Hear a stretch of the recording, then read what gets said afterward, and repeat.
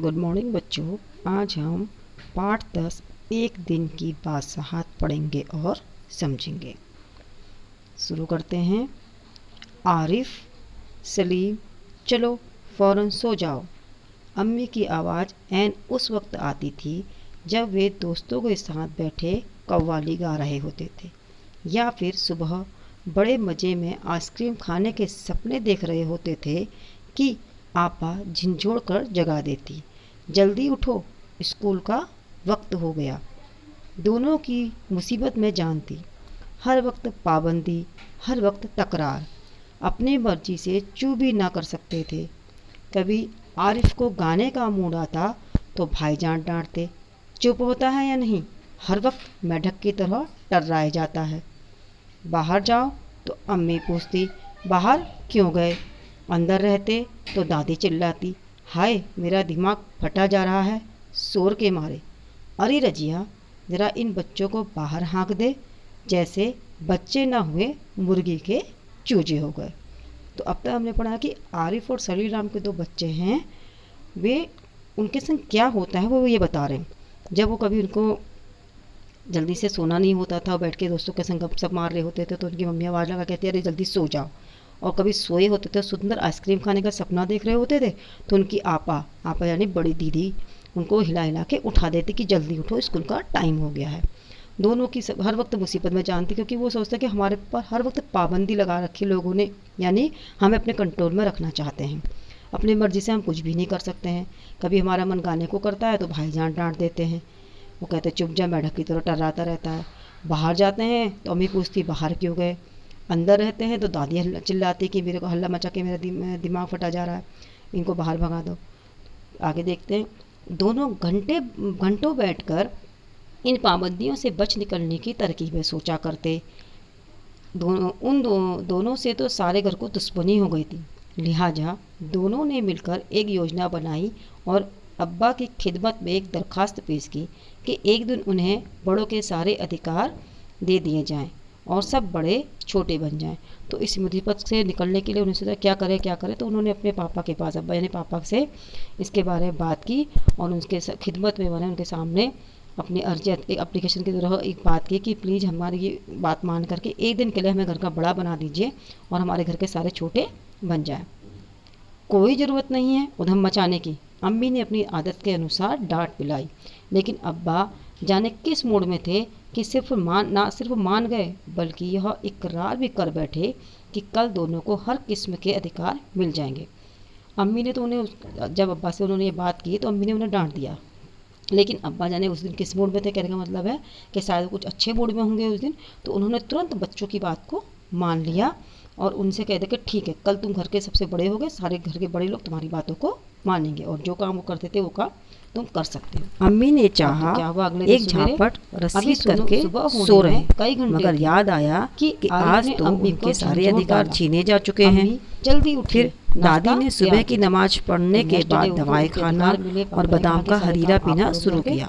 तो सबसे पहले जैसे उन्हें उठाती थी, रोका या डांटती थी, तौबा है दादी, सबसे पहले कितना हरीरा पिएंगी, सुबह भी नहीं हुई, पेट फट जाएगा।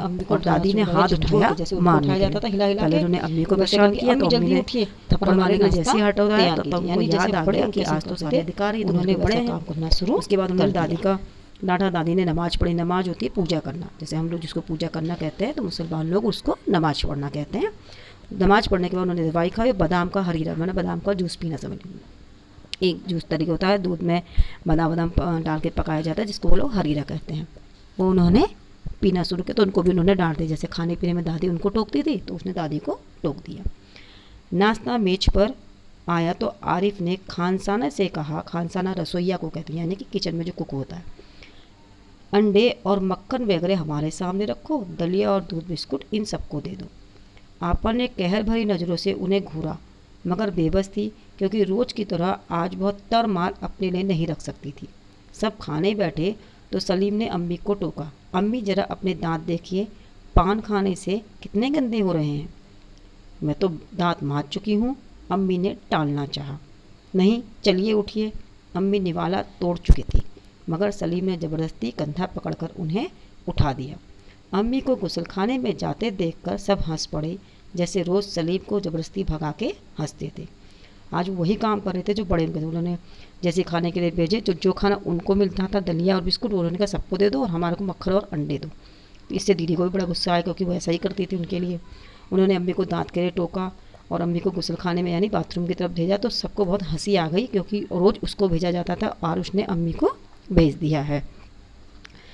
फिर अब्बा की तरफ मुड़ा। ज़रा अब्बा की गत देखिए, बाल बड़े हुए, सेव नहीं की, कल कपड़े पहने थे और इतने मैले कर डाले। आखिर अब्बा के लिए कितने कपड़े बनाए जाएंगे?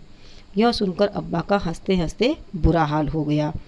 आज ये दोनों कैसी नकल उतार रहे हैं सबकी।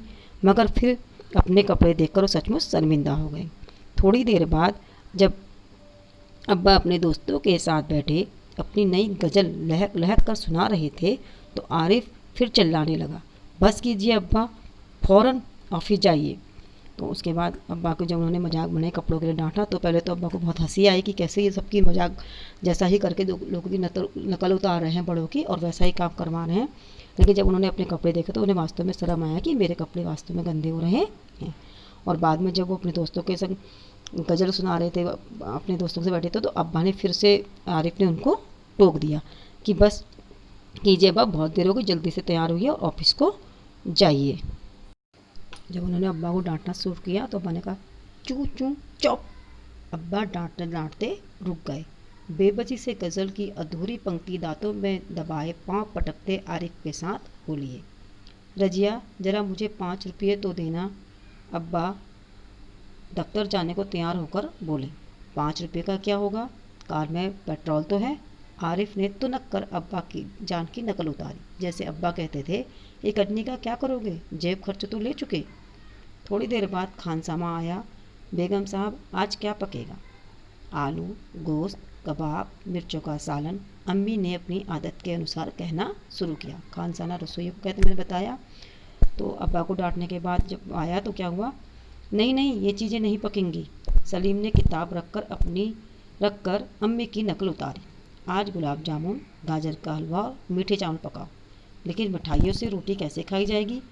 अम्मी किसी तरह सब्र ना कर सकी। मतलब अम्मी रुक गई, अपने आप को रोक ना पाई। उन्होंने फिर टोका कि तुम सब चीज़ मीठी बता रहे हो, तो सब मीठी के साथ हम रोटी कैसे खाएंगे, जैसे हम रोज़ सिर्फ मिर्चों के सालन से खाते हैं। दोनों ने एक साथ कहा। उन्होंने कहा जैसे आप रोज़ चटपटा मिर्चों वाला बनाते हो, ऐसे आज हमसे मीठा बनाएंगे, जैसे हम खाते हैं ऐसे आप भी खाना। दूसरी तरफ दादी किसी से तू तू मैं किए जा रही थी। तू तू मैंने मतलब आपस में बहस कर रही थी किसी के साथ। ओफो, दादी तो शोर के मारे दिमाग पिघलाए दे रही है। आरिफ ने दादी की तरह दोनों हाथों में सिर थाम कर कहा। इतना सुनते ही दादी ने चीखना चिल्लाना शुरू कर दिया कि आज ये लड़के मेरे पीछे पंजे झाड़ के पड़ गए। मगर अब्बा के समझाने पर खून का घूंट पीकर रह गई। उनको देख कर दादी गुस्सा भी आ कि आज तो सुबह से मुझे डांट रहे, रोक लेने के। अम्मा ने समझाया कि एक दिन की बात है, कोई बात नहीं। तो वो लोग अपने गुस्से को पी लिया। खून का घूंट पीना माने गुस्से को पी लेना। कॉलेज का वक्त हो गया तो भाईजान अपनी सफ़ेद कमीज को आरिफ सलीम से बचाते दालान में आए। अम्मी शाम को देर से आऊँगा, दोस्तों के साथ फिल्म देखने जाना है। उसके बाद उनके भाईजान का नंबर आया। वो कॉलेज जाने को तैयार हो रहे थे, अपनी कमीज पहन के सफ़ेद, और उनसे दोनों से बच रहे थे कहीं मुझे भी ना टोक ले। बाहर आ गए और शाम को दोस्तों से आऊँगा, दोस्तों के साथ फिल्म देखने जाऊँगा, ये अपनी अम्मी को बताने लगे। खबरदार, आरिफ ने आंखें निकालकर उन्हें धमकाया, कोई ज़रूरत नहीं फिल्म देखने की, इम्तिहान करीब है और हर वक्त सैर सपाटों में गुम रहते हैं आप। आखिर आरिफ ने उन्हें देख लिया और टोक दिया कि कोई ज़रूरत नहीं आपको यहाँ से बाहर जाने की, आपके पेपर नज़दीक आ रहे हैं, घूमना फिरने जाने की ज़रूरत नहीं है।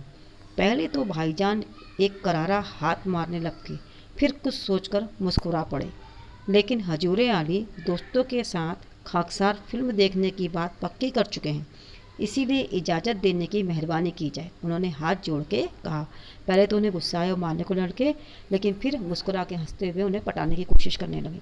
हजूरे आला कहना कि उनको बड़ा बना के कह रहे हैं कि महाराज, मैंने तो इस छोटे से व्यक्ति ने खाकसार, मैंने छोटा सा जो मैं हूँ, मैंने अपने दोस्तों से बात पक्की कर ली है कि मैं उनके संग जाऊँगा, तो उनको इसकी इजाज़त माने आज्ञा दे दीजिए, आपकी बड़ी मेहरबानी होगी। दोनों हाथ जोड़ के उनको मनाने लगे। बना करे बस एक बार कह दिया उसने लापरवाही से कहा और सोफे पर दराज खोलकर अखबार देखने लगा। तो आरिफ ने उनको अनसुना कर दिया। उसी वक्त आपा भी अपने कमरे से निकली। एक निहायत भारी साड़ी में लचकती लटकती बड़े ठाट से कॉलेज जा रही थी। और उसी समय आपा भी अपने कमरे से आ गई, एक अच्छी भारी खूब हैवी साड़ी पहन करके जिसमें कढ़ाई वढ़ाई होती है, और कॉलेज जाने के लिए आ गई। आप सलीम ने बड़े गौर से आपा का मुआयना किया, ऊपर से नीचे तक उनको देखा, मुआयना जांच पड़ताल करना। इतनी भारी साड़ी क्यों पहनी? शाम तक गारत हो जाएगी, मतलब परेशान हो जाएंगे। इस साड़ी को बदल कर जाइए, आज वो सफ़ेद वायल की साड़ी पहनना। अच्छा अच्छा, बहुत दे चुके हो।